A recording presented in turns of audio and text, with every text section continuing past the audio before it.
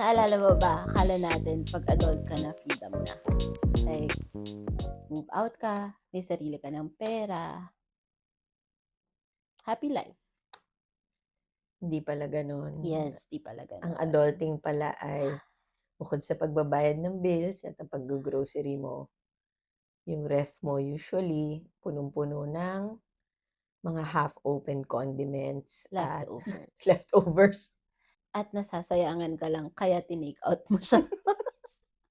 Nagbabalik ang To Be Honest, the podcast with Abby and Den, kung saan for episode 4, we will be talking about the unexpected, mga surprising things about adulthood. I'm Abby. I'm Denise. We're two 30-something titas na para bang na-scam ng adulthood. Pero at least may skincare na tayo ngayon. So grab your kape or wine, whatever time you're watching or listening to us, because I'm sure marami sa inyo makaka-relate sa topic natin for this episode. So grabe yung mga lindol recently, no? Parang bigla na lang nagpa-plan na yung family natin na kailangan natin ng go bag, may checklist na ba tayo for sa mga flashlights, food. Tumawag nanay ko para i-check kung ready ba tayo. Even yung mga kung sino susundo sa mga bata, 'di ba? Parang pinag-usapan natin ng isang araw kung mangyari man yung kung saan maghihiwalay, sinong susundo kay pamangkin A, sino in charge kay pamangkin B, Saan tayo magkikita. or saan tayo mag-evacuate. Shucks, tayo na yung responsible adults, no? From the time na dati ikaw yung tatakpan ng unan pag lumindol, ngayon ikaw na yung may checklist na may power bank ba, may flashlight ba, asa na yung bata. Parang naalala ko, 1991 ba yung Yeah. pinatubo? Oh, Tas may yeah. lindol din yun, right? Alam mo ba yung nangyayari yun? Hindi, kasi nasa resort kami nun sa Lingayen, sa Pangasinan.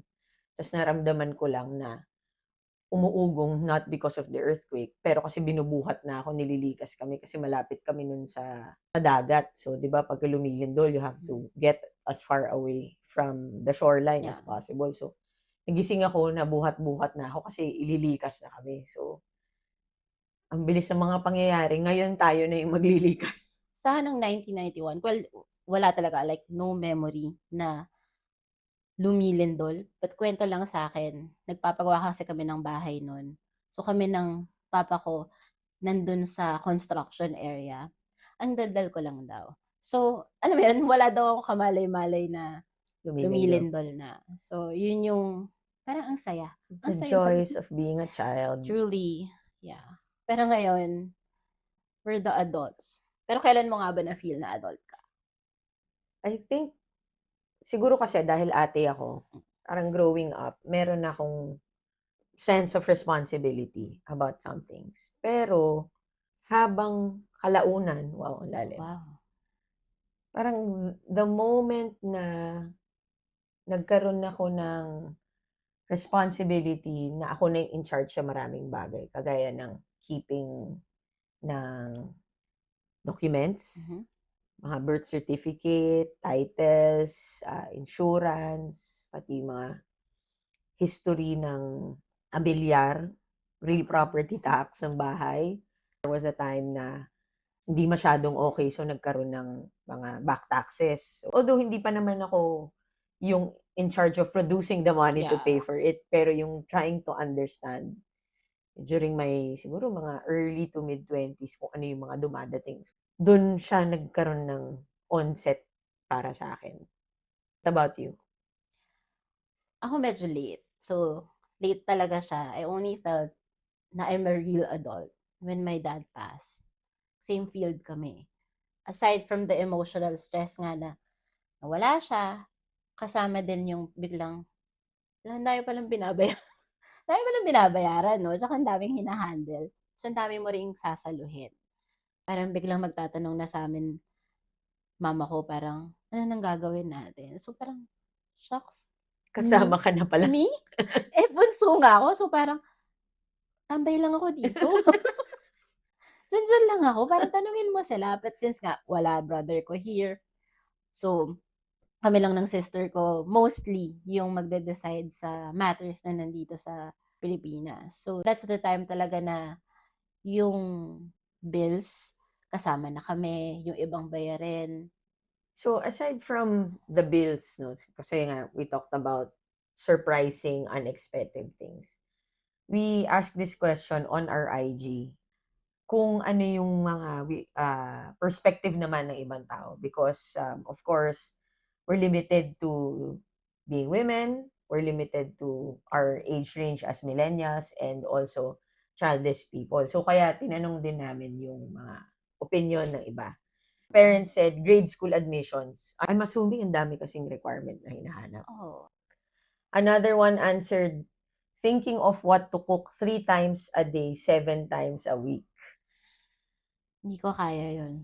Pero, true, ang hirap nun. Kasi nung pandemic pa lang, syempre nasa bahay ka lagi. So, pag ang tanong, ano breakfast natin? Kung kakain lang tayo pagkatapos ng Sunday Mass, hirap nang mag-desisyon. Ang dami. Paano pa yung everyday na meals? Isa pang answer is tuition fees of pamangkins. It's not that sumasalo ka, pero I think it's also from the heart din to give and help out. Well, Yeah. tayo din, nakinabang tayo dyan sa tulong ng mga Mga titas and titos as we were studying. personal realizations as an adult. So, setting boundaries. So, I think this goes both to family, relationship, or sa work natin na alam mo na kung dapat may boundaries. Pero medyo mahirap yun, especially sa family. Hindi naman tinuturo sa school Oo. yan. Ang tingin ko, setting boundaries, it's not just that, also with your friends. Mhm. Lalo na yung mga kaibigan mo na you grew up with, and they're asking for your help. It's not, the help is not always monetary, Yes. of course. Pero like yung presence. Mhm. Presence is important, and we talked about that in episode 3. Pero at the same time, hindi ka naman laging available because you also have other responsibilities. True. And it relates to the second na managing friends and adult relationships na ang text natin ay it will take days bago tayo mag-reply. One conversation can last a week. A week bago natin maano yun. Unless it's urgent, pwede ka naman talaga tumawag. Yung barkada ko nga nung college, last year pa kami nagpaplano ng birthday lunch or dinner. So, 2 birthday na yung lumipas. Nag-birthday na rin yung mga September. Hindi pa rin kami nakakapag-decide kung kailan kami magkikita. Magpapasko na naman. Baka kasi cancer kayo. Totoo din yan. Okay, maintaining health. Parang di ako pwede magkasakit. Again, response to nung mga nag-reply dun sa story namin sa IG. Mahirap to, yung maintaining health. Kasi you're coming from your 20s, feeling mo invincible ka. Lasing ka, papasok ka sa school, tapos or mag-exam ka, and papasa ka pa rin, di ba? You're being responsible that way, but also, di ba, nandun ka sa limit mo. Tapos ngayon, nagkakaroon na ng back pain, lahat na ng uri ng liniment at pamahid. Meron ka. Kahit hindi ka uminom, napuyat ka lang, kala mo, ang tequila na yung sinot mo, puyat ka lang pala. Yung iba naman, yung sagot din sa question namin, car problems. Dati may taga-maintain ka, yung kuya mo, yung daddy mo, pero ngayon since matanda rin naman sila at may sarili na rin silang pamilya, no? Parang ikaw na yan. Kung hindi ako nag-work sa automotive industry before, I wouldn't have any idea on how to maintain my car. But thank you for maintaining my car. So, real estate taxes. Actually, ang response nung follower natin dito, akala ko, because bayad na yung bahay na itayo na, I thought I was going to live in it for free na. True. Totoo naman, di ba? Kahit ako parang, dali lang, kala ko okay na binayaran na nila. Ako din magbabayad. Ito, medyo mas heavy. Taking care of your aging parents. Dito na papasok talaga yung medyo didig deep ka kasi hindi na ganun ka-safe ngayon. I think, yun din siguro opinion nila sa atin dati, no? Nung pagpapalaki ng bata, iba na ngayon, iba na yung mundo. Pero ngayon, ang kalaban mo, fake news, scams, yung mga tumatawag sa kanila na sinasagot nila without thinking about it kasi masanay nga sila sa calls. Isa sa mga pinaka-dangerous ngayon and without them having to go outside is trends on healthcare. Oh, yeah. Feeling nila, totoo kaagad pagka napanood nila na ito lang kailangan mong kainin, gagaling kaagad yung gout mo. Ayaw na inumin yung gamot na prescribe. Oo. Kasi nga, napanood daw nila sa Facebook, ganito lang, Ito lang daw ganitong, yung o yung, inumin mo. oo, or lalagain mo lang tong Oo. gulay na to, yun na yung sagot. So, I'm sure meron namang mga tao, syempre, na who would prefer herbal or Eastern medicine, no? Pero yung dangerous kasi yung transition from drinking Mm. Western medicine to cutting it out like abruptly, tapos biglang switch siya, alagain yung kinukuha na halaman sa labas. Parang gano'n, nakaka-worry sa parenting our parents. Oh, yeah.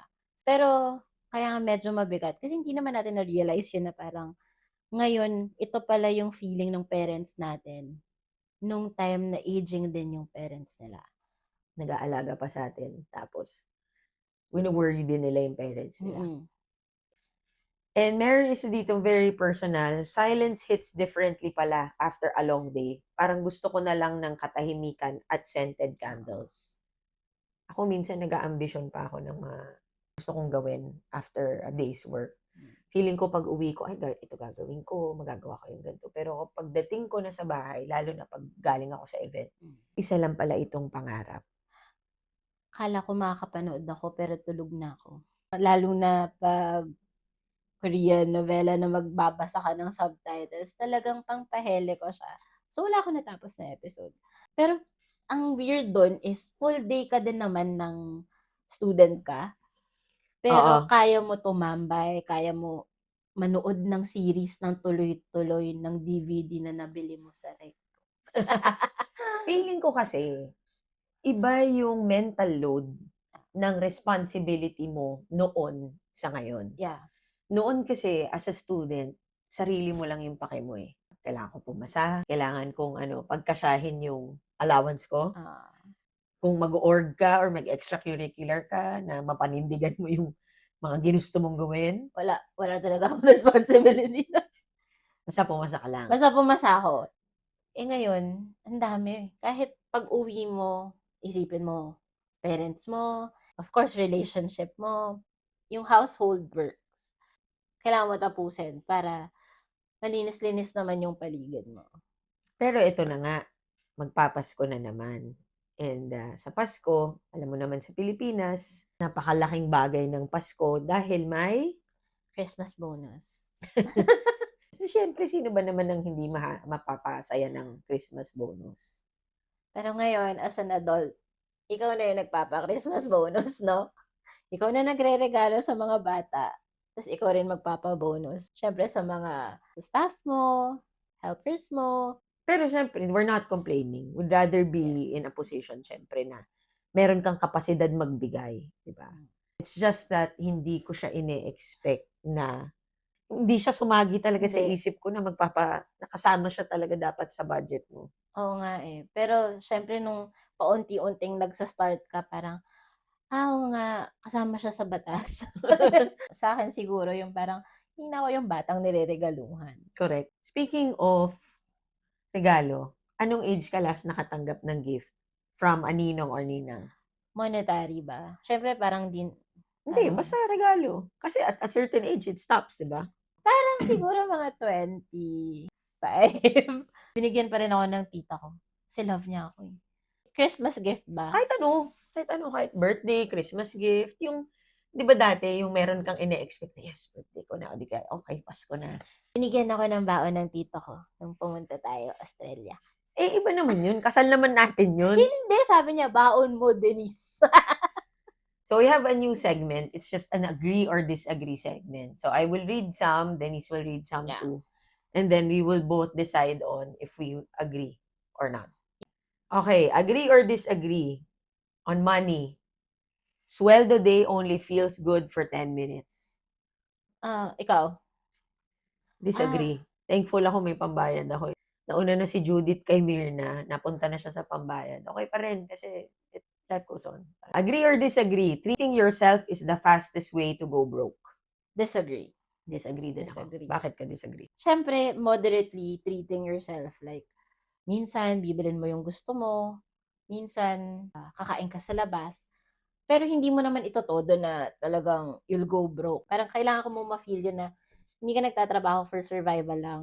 Nagtatrabaho ka talaga to live. And that's part of living. Agree or disagree? You can tell someone's a real adult when they get excited about grocery sales. True. Agree. Pero hindi nagsisale ng Christmas. Totoo. Kaya ako, nag-grocery na ako ng mga end of October or mid of October. Agree or disagree? Tita energy officially starts the moment you buy a tabo set that sparks joy. Disagree. Ako din. Parang hindi naman tayo particular sa tabo. Basta may tabo.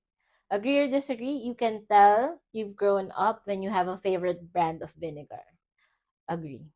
I do. I have a favorite brand of Kasi vinegar. yung suka lang na panluto. Hindi. Sukang sausawan. I mean, sukang gusto mo sa lumpia mo. Ako hindi. Siguro mas importante lang kasi yung sausawan ng lumpia mo for you than me. Okay, so we move on to social life and relationships. Agree or disagree? Next is a quiet dinner with friends beats a night out at BGC. Agree. Lalo na ang ating mga mahjong nights. Dumating na tayo sa point na wala ka nang chismis eh. It's more of update talaga. Kumusta na nanay mo? Oo. Kumusta na yung Kumusta pamangkin si mo? tita? Agree or disagree? Stretching before sleeping should be mandatory after 30. Agree. Agree, pero hindi natin ginagawa. Huwag mo sabihin sa PT natin na hindi natin ginagawa. Okay. Agree or disagree? Adulthood is basically choosing your stress. Agree. Agree. Kung ano yung pinasok mo, yun ang gusto mong panindigan, ginastusan mo, inaksayahan mo ng oras. It's still a kind of stress, even if you're enjoying, syempre. Sa interpretation ko dyan is, there are many stressors in life, pero hindi lahat ng bagay siseryosohin mo enough na it would affect you. Choose your battles. Parang ganun. Next, wala sa budget is the most adult thing you'll ever say. Agree. Agree. Okay. We try not to say na wala akong pera. Kasi Oo, parang malas yun. malas. Parang manifestation that sends the wrong frequency. To the universe. Yeah. So wala sa budget is better for us. Next, you're not a tita until you start giving unsolicited skincare advice. Not sure. Ako agree, pero replace skincare with, ano bang tawag dun? OB healthcare. I mean, kasi di ba, Yeah, syempre, after oo. my surgery in 2022, there was a time 3 times a year ko minimit yung OB ko. Parang na-absorb ko na lahat ng yun and I try to pass that on Yeah. to others, especially yung younger na mga nakakausap ko na ngayon pa lang mag-start ka na ng on these vitamins, try these activities. Parang lahat yata na may something eh. Either it's PCOS, endometriosis, myoma, di ba? Yeah. Okay. If it's not on GCash, it didn't happen. Agree. Agree. Either GCash or mobile banking. Oo. Pero ikaw mahilig kang cash ka eh. Cash person ka eh. Yeah, yun nga. Exactly. Pag nilet go ko yung cash, walang record eh. So, but to be responsible, you allot cash. Parang yun yung moving mo. Ako, nagka-cash in ako sa kanya. So, kasi hindi ako nagwi-withdraw eh. I know. Yeah. Lastly, no one ever really figures it out. We're all just winging it with better outfit. It says their lipstick, but you know, hindi naman kami siya nagle-lipstick. syempre pag may event, baka mamukha naman akong maputlang person doon. Okay, fine, with better lipstick. Yeah. Agree. Agree. A lot of the things that we try to do, we wing it. We don't know everything. We try to discover the best way to do it, pero I mean, You do you, you girl. do you, girl. If doon ka masaya, go lang. Adulthood really is messy, challenging, emotional, unpredictable, paulit-ulit na gastos. Pero at least may peace, may plans, may shopping, may skincare, may freedom. At may memes. Kasi, to be honest, memes keep us alive. So thanks again for hanging out with us in this podcast, To Be Honest, with Abby and Den. And kung isa ka sa mga taong surprised and parang na-scam din ng adulthood, leave a comment below. And Welcome to the club, mga beshies! Follow us on our socials, Instagram, Facebook, and TikTok. You can stream this podcast on Spotify and Apple Podcasts. Thank you, and we'll see you for the next episode.